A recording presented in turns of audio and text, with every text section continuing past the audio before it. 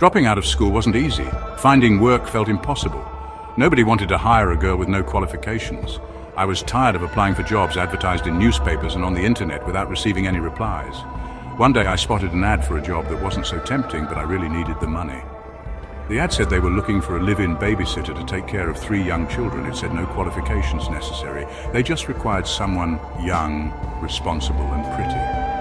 I called the number and the phone was answered by a woman with a sweet and friendly voice. When I told her I was calling about the babysitting job, she hired me on the spot. She didn't even want to meet me in person first, but said she needed me to start immediately. I was delighted. The next morning, I drove over to the house to meet the family. As soon as I got there, I saw that the house was beautiful, both inside and out. You could tell that the family was wealthy. The woman and her husband greeted me with broad smiles on their faces and introduced me to their children. There were 2 boys and a girl. Sebastian was 6 years old, Damien was 5, and Lenita was 4. The kids seemed nice, happy, and friendly. They were always polite, never fought with each other, and never made a mess. All they did was play alone or read a book. The parents announced that they were going out to dinner and wouldn't be home until late that night. They told me the children had already been fed, so all I had to do was get them ready for bed. The mother gave me a phone number and told me to call her if there was an emergency. The father told me to make myself at home, and if I was hungry, I could take whatever I wanted from the refrigerator. After their parents left, the children sat down on the sofa to watch TV. They were very quiet and barely said a word. During a commercial, I was feeling a bit hungry, so I went into the kitchen to make myself a snack. As I was rummaging around in the refrigerator, I couldn't help but notice 2 large jars that were stuffed in the back of the fridge. Both were wrapped in plain brown paper and had a rubber band sealing the rim. I wondered what on earth could be in them. My curiosity got the better of me, so I took out one of the jars and peeled back the brown wrapper to take a little peek. It was full of long strips of fatty meat floating in a murky red liquid. I couldn't tell what kind of meat it was, but it didn't look like pork or beef. Just as I was about to put the jar back where I found it, I heard a noise behind me.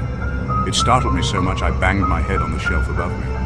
When I turned around, Sebastian was standing in the doorway, staring at me. "Put that back," he said. "That's not for you." The look in his eyes and the tone of his voice sent chills down my spine. "Sorry," I muttered. "I was just looking for something to eat." Sebastian didn't reply. He just stood there, staring at me. I placed the jar back in the refrigerator and shut the door. Sebastian turned around and went back into the living room. I'd lost my appetite, so I joined the children in the living room and watched cartoons with them. I was trying not to let my imagination get the better of me when the cartoons finished and the news came on. There was a story about a teenage girl who had gone missing. The police found her decomposing head in a dumpster.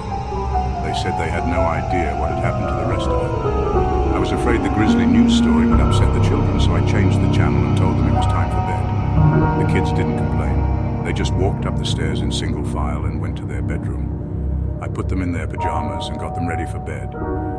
Then I tucked them in, kissed them all good night, and switched out the lights. When I went back downstairs, I was bored and had absolutely nothing to do, so I decided to watch a movie. I looked through the family's DVD collection, but all they had were cartoons and Disney movies. I wasn't in the mood for any more kids' stuff. On the bottom shelf, I spotted some old VHS tapes. One of them had a strange title. It was My Girls. This seemed rather curious, so I decided to take a look at it. I put the videotape in the VCR and pressed play, then sat down on the sofa and made myself comfortable while the video started. The first thing I noticed was that it was a home video. The family must have recorded it themselves. The parents and children were all laughing and looking like they were having fun. I was about to turn it off when I happened to notice someone else in the video. It was a girl who looked like she was in her late teens. It seemed like she was the previous babysitter. She looked very familiar. It seemed like I recognized her from somewhere. Perhaps she went to my school. Then it finally hit me. Oh my freaking God, I thought. It was the missing girl from the news report. My hands were shaking, my whole body was trembling. I just wanted to get out of there as fast as possible. I jumped out of my seat, ejected the video, and put it back in its case. Then I remembered the jars in the refrigerator.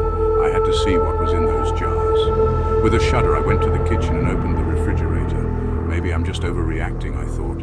I reached and took out the second jar. Peeling back the brown paper wrapper, I could see long, pale hunks of meat and strips of fat floating in the red liquid. Some of the meat looked like it had skin on it. Human skin. I could also see what looked like strands of hair. Long hair, Human hair. I was so scared I felt like I was about to pee my pants. I ripped off the rubber band that was sealing the jar and peered inside. There was an eyeball staring back at me. Horrified, I dropped the jar and it smashed on the kitchen floor. I ran to the living room, put on my jacket, grabbed the videotape and stuffed it into my pocket. When I came out to the hallway, Sebastian was standing at the foot of the stairs. "Where are you going?" he asked. I just remembered," I stammered. "I forgot something. I have to go home and get it. I'll be back in a few minutes." Damien and Lenita came running down the stairs. "You can't go," screeched Damien. "You can't leave us on our own." "I'm calling our parents," shouted Lenita. She picked up the phone and began dialing numbers. Sebastian grabbed hold of my leg and wouldn't let go. "You have to stay," he squealed. "We're hungry." His grip was extremely tight, but I managed to shake him off and ran out the front door. As I dashed to my car, I saw the parents pulling into the driveway. I didn't stop for a moment. I just jumped into my car and locked all the doors. The children were on the doorstep, screaming and crying. The mother and father got out of their car and they came running over. There was an angry look on their faces. "What's wrong?" they shouted. "Where are you going? Come back here." I didn't answer. I just turned the key in the ignition and revved the engine. They started banging on the windows. I floored the accelerator and tore out of there like a bat out of hell and never looked back. I didn't stop until I came to the police station. I told the police officers everything I knew and handed over the videotape as evidence. The police immediately dispatched 2 patrol cars. By the time they arrived at the house, the parents and children were gone. They just took their car and disappeared. The police searched the house and found the jars in the refrigerator. They also found human flesh and bones in the basement. They did tests and confirmed that these were the remains of the missing girl.